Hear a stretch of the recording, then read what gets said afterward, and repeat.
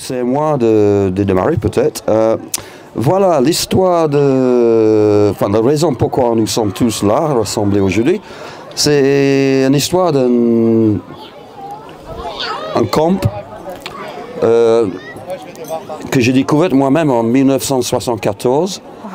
Et j'ai campé juste l'autre côté de la route là, sur ce qu'on appelait déjà à l'époque Snell's Field, mais j'ignorais pourquoi d'ailleurs. Nous on croyait que c'était plutôt un terrain de foot pour les gendarmes. Et comme on squattait là l'été, les gendarmes ne peuvent pas jouer au foot. C'est pour ça que souvent les gendarmes venaient nous virer de l'endroit. Et puis on montait vers la forêt en haut pour se cacher, pour éventuellement redescendre, pour réinfiltrer le domaine. Et il faut imaginer cet endroit. Ici, on payait 1 franc à l'époque, parce qu'il y avait une espèce de toilette derrière. En face, on ne payait absolument rien. En face, Snell's Field, c'était plutôt un bidonville. Recouvrer les bâches de plastique, les sièges. C'est peut-être pas pour rien que le maire de Chamonix ne nous aimait pas. Il y a eu souvent des arrêts municipaux. Il faut débarrasser de ces sales Anglais. Donc, on était sales les Anglais, mais il n'y avait pas que nous qui étions sales. Il y avait toutes les nationalités. Les Russes, les Polonais, les Tchèques, les Américains, les Italiens, les Latinos. Tout le monde venait là. Hein. Et moi, je découvrais vraiment un monde international de l'escalade. En Angleterre, j'étais fier de faire partie d'une culture d'escalade, la rampe. Mais c'est ici, en venant ici au Prat, je tombais amoureuse d'un phénomène qui était absolument international, qui a donné naissance à un goût de partir ailleurs par la suite. J'ai beaucoup appris ici. Et j'ai rencontré même Thierry Reynaud, un de mes meilleurs amis cordés jamais. Pour moi qui ai commencé à grimper dans le nord d'Angleterre, j'ai vite compris que cet endroit, c'était l'endroit à visiter. N'oubliez pas, à l'époque, je n'avais pas encore entendu parler de Camp 4 à Yosemite. C'est en visitant ici que j'ai entendu parler de Yosemite et le Canada, les Rocheuses, les Bougaboos, où je suis parti à la recherche de ces expériences là-bas. Mais grâce à tous ces gens que j'ai rencontrés ici, sur cette camping, donc on parlait déjà de l'époque, comme quoi peut-être les gens ils ont commencé à camper là dans les années 50, peut-être, certainement dans les années 60, 70, 80. Et après, l'escalade elle a changé un peu. On commence à équiper des falaises partout, on découvre des endroits pour grimper dans le monde. Donc Chamonix a perdu un peu son côte comme un endroit important pour l'alpinisme en fait. On pouvait grimper partout. Et à partir de ce moment-là, on a perdu un peu la motivation ici, hein, à Chamonix. Enfin, au Prat, Snell's Field, c'était moins important qu'avant de grimper. Ils allaient ailleurs, grimper surtout au soleil, en rocher, tout ça quand même. Plus exotique, plus sexy. Donc les Anglais, ils venaient plus. C'était une autre génération. La mienne, c'était plutôt une tradition qui a commencé au 19e siècle, de venir à Chamonix. Qu'est-ce que je peux dire quand même? On a appris beaucoup de choses, comment vivre en communauté. C'était comme des futurs comme base des expéditions, en fait. On se dit quand même, hier, quand même, on a créé des immunités, on veut des microbes. Parce que ici, c'était pas tout à fait propre, hein, cet endroit. Et donc on a fait une résistance contre ça. Donc moi je tombe jamais malade en expé, par exemple. Et j'en suis persuadé que j'ai tout appris ici, dans les bidonvilles, de cet endroit-là quand même. Hein. C'était quand même limite. Hein. C'est peut-être pas étonnant quand on nous regardait comme certaines plaies sur la vallée. Mais tous ces gens qui venaient là de partout dans le monde pour squatter ici, donc je veux dire des gens comme Reinhold Messner, Yvan Chouinard, Gary Hemming, Christian Bonington, il y avait beaucoup moins de Français qui campaient ici. On rencontre des Français parce qu'ils venaient grimper sur le bloc. Et après, on rencontrait en montagne ou dans les bars. On allait au Chouca pour rencontrer des Français. Et les Anglais allaient plutôt chez Maurice Simond au bar national, lieu mythique. Va savoir pourquoi les gens comme Snell, si la légende c'est vrai que Snell, ils ont négocié pour nous avoir le droit de camper en face. Et des gens comme Maurice Simon de National, on nous a tolérés. C'était marrant, hein. On se sentait accueillis, en fait. Et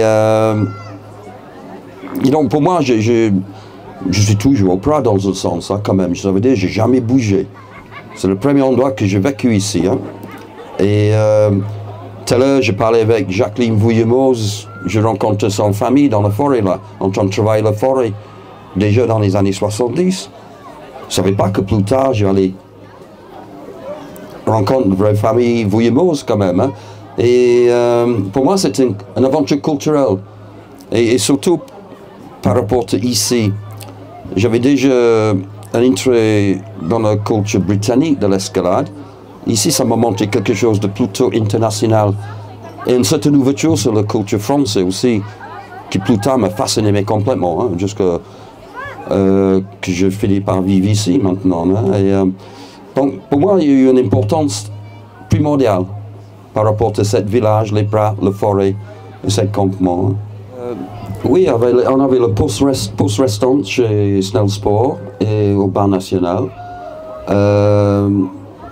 Des gens comme Maurice Simon, j'ai appris plus tard, a beaucoup aidé les gens, les démunis, ceux qui étaient accidentés, même ceux qui étaient décédés en montagne. Ça, j'ai appris bien plus tard, hein, quand même. Il y a une certaine solidarité. Et donc on a aimé ces gens en fait, et on a vu leur famille agrandir et tout, passer des années ici. Hein.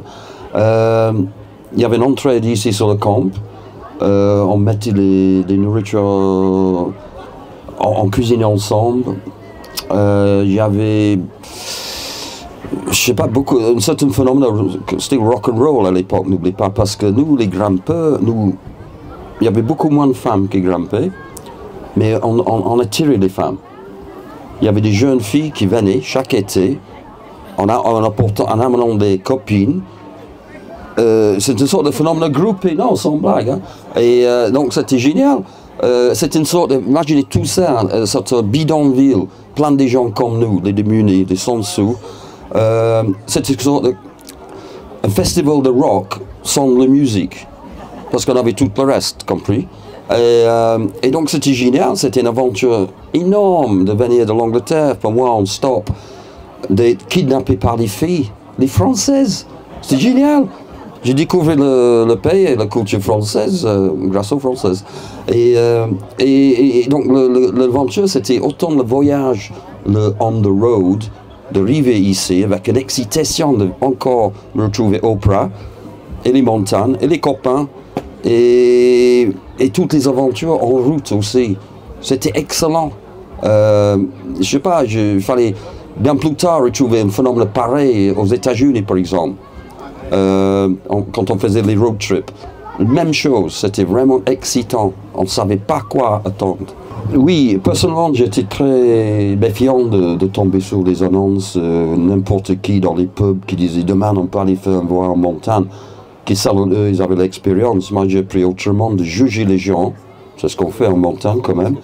Malgré tout le blabla, de dire, oui, celui qui parle trop, peut-être grimpe moins bien. Hein. On était devenu juge de caractère, quand même. Hein. Malgré ces annonces. Donc, il y avait aussi au Camp 4 en Yosemite, pareil. Souvent, c'était une recette pour le désastre. Ça. Et, ceux qui boivent trop de bière le soir, demain on parle à Blatier, voilà, ne revient plus. Souvent c'était ça, hein, donc c'était pas le meilleur système hein, quand même. Moi je préférais grimper qu'avec des amis, même des gens comme Thierry Renaud, ou tout seul, voilà. Plus simple que ça, tu veux, hein, non? Ouais, en fait c'est curieux, parce qu'on parle toujours de Camp 4 mythique de Yosemite qui... Justement, ici, comme je disais à toi, chez moi, qu'ici, il y a eu plus d'importance parce que tu as touché tout le monde, pas que ceux qui allaient en Californie, parce que toutes les grimpes du monde venaient là d'abord, ici. Et ça a dû toucher des tas de Japonais, des Coréens, enfin, du monde entier, qui maintenant, n'oublie pas, pour eux, c'était pas évident de grimper peut-être, sans parler de le bloc soviétique. ceux qui pouvaient s'échapper de chez eux pour venir forcément ici, sans le sou. Il y a une importance primordiale de ce terrain ici pour la culture escalade, montagne, expédition. Parce que toutes les mers himalayas, par exemple, ils ont tous passé d'abord par ici. Soit c'est Waitakere, Kukuska, Messner, Bonington, Scott. Je cite moins les Français parce qu'ils campaient moins ici, c'est tout. Hein. Sinon, les Français, ils auraient été présents. Mais ils ont grimpé avec ces gens, les Français. Ils étaient amis. Ils ont partagé quand même des choses autres qu'ici sur le camping. Mais justement, l'influence culturelle de cet endroit pour moi, et dans le monde de la gramme, je pense que c'est tellement important, c'est quand même bizarre, aberrant même, donc on n'en parle même pas. Et on en parle autant de Camp 4 à Yosemite, qui est important aussi, hein, quand même. Hein. Qu'est-ce qu'on pense? Oui, c'était souvent ça, le matin, on se réveille, une mitraillette dans la gueule, vos papiers, s'il vous plaît, et puis voilà, vous avez jusqu'à midi pour décamper, et puis voilà, donc on monte les soirs dans le forêt là-haut, où on partait carrément grimper pour mieux revenir, pour se réinstaller doucement, avec une nouvelle vague qui venait de je sais pas où dans le monde, qu'ils n'ont pas encore vu les gendarmes. Donc c'était presque ingérable, hein, en quelque sorte. Et anarchique, à Suède, c'était génial. Et quand je regarde ce bloc-là, il y a des gens qui grimpent là-dessus. Cette bloc, à mon avis, c'est peut-être le meilleur, le bloc le plus connu dans le monde entier à un moment donné. Dû à tous ces grimpeurs qui viennent ici. Donc, à Fontainebleau, les Parisiens, ils avaient le bloc. En Angleterre, on avait le bloc. Aux États-Unis, en Saxonie, en Allemagne, le bloc. Chacun de nos blocs. Mais tout le monde connaissait cela, le Pierre d'Orta. C'était peut-être le bloc phare du monde à un moment donné. Non? Oui. Hein? Et c'est pas faux. Ce soir aussi. Oui. Et le nombre de gens qui ont cassé la gueule, un poignet, une cheville au début de la saison d'alpinisme, là, je perds du compte. C'était tout de suite, l'ambition de l'été finie.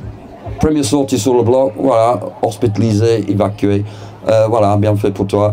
Et donc le bloc, ouais, c'était génial. C'est un phénomène à lui-même, ce bloc erratique-là. Ça serait sympa d'imaginer qu'on peut recamper là l'été. Par exemple, une idée, laisse les gens, ceux qui bossent dans la vallée, qui sont obligés de vivre dans une caravane, dans un camion. Tu sais, les travailleurs saisonniers, par exemple. Peut-être tu peux vivre ici au moment de l'été. Coup d'avalanche, je ne peux pas construire, ça ne dérange pas. Ça manque la place de la vallée. Peut-être c'est une solution, j'en sais rien. Ou proposer carrément une option sur le camping. Pas sauvage, équipé, donc c'est sanitairement correct. On paye un peu.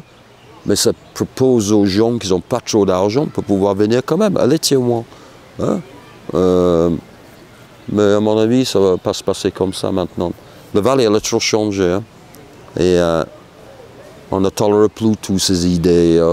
Nous, les grimpeurs qui ont fait la renommée de cette vallée, maintenant on fait tâche. Voilà. Et ainsi va la vie. Hein? C'est ça. Hein?